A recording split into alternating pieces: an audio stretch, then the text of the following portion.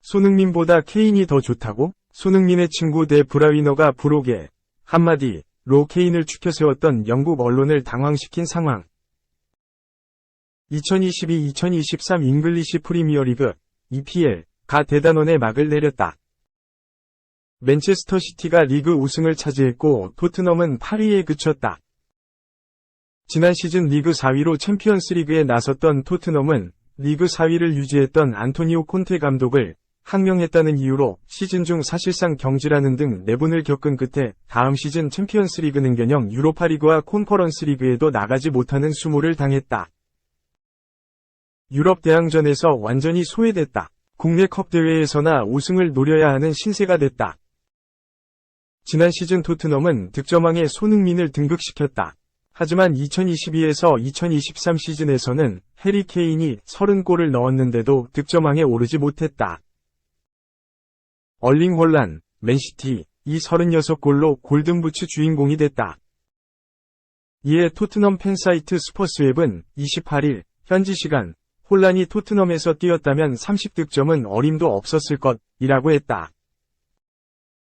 홀란의 다득점 배경에는 더브라위너의 탁월한 어시스트가 있었기 때문이라는 것이다. 더브라위너는 어시스트 16개로 이 부문 1위를 차지했다. 이는 다시 말해 케인이 맨시티에서 뛰었다면 홀란보다 더 많은 골을 넣었을 것이라는 말이다. 스포츠웹은 케인과 더브라위너가 EPL 최고의 올라운드 플레이어다 라고 주장했다. 케인은 홀란드, KDB는 손흥민, 토트넘은 둘을 믿는 수밖에. 토트넘 후스퍼는 시즌 막바지까지 해리 케인과 손흥민을 믿는 수밖에 없다. 이제 3경기 남았다. 남은 3경기로 인해 토트넘의 성적이 갈리고 다음 시즌 유럽 대항전 진출 여부가 결정된다. 토트넘은 시즌 막바지까지 유럽 대항전 진출에 대한 꿈을 쫓고 있다. 현재 토트넘은 리그 6위에 위치해 있는데 경우에 따라 유럽 축구연맹, 우에파, 유로파리그, UEL에도 진출하지 못할 가능성도 존재한다. 하지만 토트넘은 우에파 유로파 컨퍼런스리그, UECL에 출전하는 한이 있더라도 다음 시즌 유럽 대항전 진출권을 따내겠다는 생각이다. 토트넘이 남은 3경기에서 가능한 최고의 성적을 거두기 위해서는 결국 케인과 손흥민을 믿을 수밖에 없다. 영국 풋볼 런던은 토트넘은 득점에 대한 우려에도 불구하고 이미 엘링 홀란드와 케빈 더 브라위너를 보유하고 있다 라며 케인과 손흥민은 이번 시즌에도 계속해서 토트넘에서 좋은 파트너십을 보여주고 있으며 리그 내에서 상당히 높은 기회 창출 기록을 만들어냈다 라고 했다. 케인과 손흥민을 현재 리그 1위를 달리고 있는 맨체스터 시티의 핵심이자 이번 시즌 파괴력을 보여준 홀란드와 더 브라위너 듀오에 비유한 것이다. 홀란드와 더 브라위너는 각각 리그에서 35골과 16도움을 기록하며 팀이 선두를 달리고 있는 데에 힘을 보태고 있다. 맨시티가 홀란드와 더 브라위너의 활약을 기대하듯 토트넘도 케인과 손흥민이 활약으로 승리를 따내야 하는 상황이다. 케인과 손흥민의 활약은 이번 시즌에도 눈에 띈다. 케인은 팀이 부진한 와중에도 리그 26골 3도움을 기록 중이고 시즌 초반에 부진하던 손흥민도 시즌 막바지로 갈수록 경기력이 살아나 지금까지 리그 10골 5도움을 기록했다. 토트넘은 이번 시즌 총 64골을 터뜨리고 있는데 케인과 손흥민의 지분이 절반 이상인 것이다. 풋볼 런던은 케인과 손흥민의 득점은 토트넘의 희망에 중요하다. 토트넘은 남은 시즌 동안 UEL 출전권을 확보하기 위해 노력 중이고 3경기를 남겨두고 있다. 케인은 지금까지 모든 경기를 통틀어 46경기에서 28골을, 손흥민은 44경기에서 14골을 기록했다 라며 두 선수들의 득점 지분이 상당하다는 점을 짚었다. 3. 메시 떠난 PSG, 이강인. PSG와 이적료 275억 2027년까지 계약, 레키프 RMC 집중 보도. PSG 세판짜기 핵심 이강인. 골든보이, 이강인, 마요르카, 위 프랑스 리그 1 PSG 이적이 눈 앞으로 다가왔다. 레키프는 13일, 이하 한국 시간, 대한민국 대표팀 미드필더이자 마요르카에서 뛰고 있는 이강인이 PSG 이적에 합의했다며 그동안 PSG는 물밑에서 이강인 영입을 위한 노력을 펼쳤다고 보도했다. 이어 이강인은 이미 이번 주 초 파리에서 메디컬 테스트를 실시했다. 이강인은 PSG의 메디컬 테스트를 통과했다. 이강인은 PSG와 2027년까지 계약에 합의했다고 설명했다.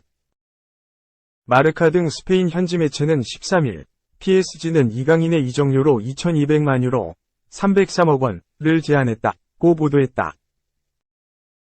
이강인은 올 여름 이적 시장을 통해 이적할 가능성이 높게 점쳐진 가운데 PSG가 이강인의 새 소속팀으로 주목받고 있다. 다수의 프랑스 현지 매체 역시 이강인의 PSG 합류 가능성을 점쳤다. 르십스포르트는 13일 놀랍게도 PSG는 이강인 영입을 거의 완료했다. PSG는 이강인 영입을 마무리하기 직전이다. 이강인은 파리로 향할 것이라면서 이강인은 PSG와 합의에 도달했다. PSG는 이강인 영입을 위한 최종 협상을 진행하고 있고 옵션에 대해 논의하고 있다고 설명했다. 프리메라리가의 아틀레티코 마드리드, 는 그동안 이강인 영입 가능성이 꾸준히 주목받았지만 협상에 실패했다. 릴레보는 지난 12일 이강인은 마드리드와 계약하지 않을 것이다. 이적 협상은 결렬됐다. 갑작스러운 예상치 못한 상황이 발생하지 않는다면 이강인은 마드리드로 이적하지 않을 것이다. 최근 몇 주 동안 양측은 협상을 계속했지만 모두를 만족시키는 합의에 도달하지 못했다고 설명했다.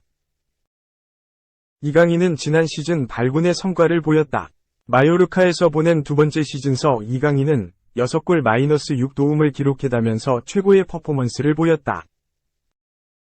공격 포인트뿐만 아니라 중앙 미드필더로 변신한 이강인은 최대 강점이었던 플레이메이킹과 함께 수비력과 스피드도 한층 업그레이드된 모습으로 큰 찬사를 받았다. 문도 데포르티보는 이강인의 이적이 가까워지고 있다.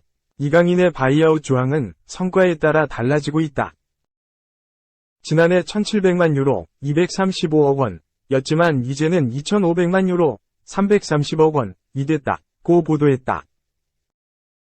이어 이강인이 마요르카에서 좋은 시즌을 보내면서 몸값이 하늘로 폭등했다. 특히 이강인의 활약이 이어졌고 바이아웃 조항이 달라지기 때문에 지금 그를 팀에 포함시키려는 구단은 이강인 이적 관련 내용을 더 깊이 파고들어야 할 것이라고 전했다. 문도 데포르티보는 바이아웃이 오르면서 이강인의 이적이 열리는 것과는 거리가 멀다. 지난 겨울 이강인은 이적 관련 비밀 조항을 마요르카와 맺기 직전이었으나 이루지 못했다고 설명했다. 이강인은 착실하게 자신의 능력을 끌어올렸다. 2018-2019 발렌시아에서 프로에 데뷔한 이강인은 첫 시즌 3경기 출전에 그쳤다. 그런데 이강인은 2019-2020 시즌 발렌시아에서 17경기에 나서 2골을 뽑아냈다. 큰 기대를 받았다. 하지만 이강인은 새로운 도전에 나섰다. 출전 기회가 들쑥날쑥한 발렌시아를 떠나 마요르카로 향했다. 마요르카에서의 첫 시즌이었던 2021에서 2022 시즌 이강인은 30경기 1골 -2도움을 기록하며 마요르카의 잔류에 힘을 보탰다. 능력을 끌어올린 지난 시즌에는 6골 -6도움으로 커리어 하이를 기록했다. 이러한 활약에 아틀레티코 마드리드를 비롯한 여러 빅클럽들이 접근했다. 아직 이적 시장 초반이지만 이강인을 향한 반응은 뜨겁다. 특히 유력 후보였던 아틀레티코 마드리드가 재정난으로 이적료 지불에 어려움을 겪으면서 다른 팀으로 이적 가능성이 높아졌다. 그동안 이강인에 대해 아틀레티코 마드리드와 함께 프리미어리그 클럽들이 큰 관심을 보였다. 아스톤 빌라를 시작으로 복수의 PL 구단들이 영입 의사를 나타냈다. 그런데 갑작스러운 소식이 전해졌다. 리오넬 메시가 떠난 PSG가 그 주인공. PSG는 초호화 공격진이 올여름 와야 할 분위기라 새 판짜기에 나서야 하는 상황이다. 리오넬 메시의 미국 프로축구 MLS 인터 마이애미행이 사실상 확정됐고 킬리안 음바페는 PSG와 계약 연장을 하지 않기로 결심해 다음 행선지로 레알 마드리드 스페인가 유력하게 거론된다. 네이마르 역시 거액을 받고 사우디아라비아 리그로 떠날 것이라는 보도가 나온다. 레키프는 PSG는 이강인의 PSG 행위 시간 문제일 뿐이라고 생각한다.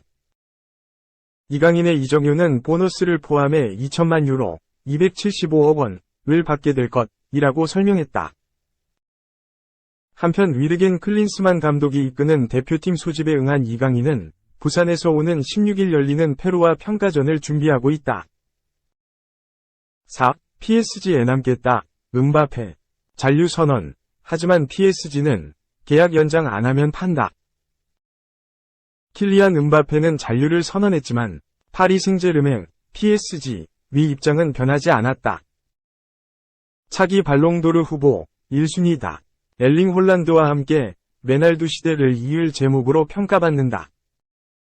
만 17세에 불과했던 2015에서 16시즌 센세이셔널한 등장 이후 계속해서 가치를 높였다.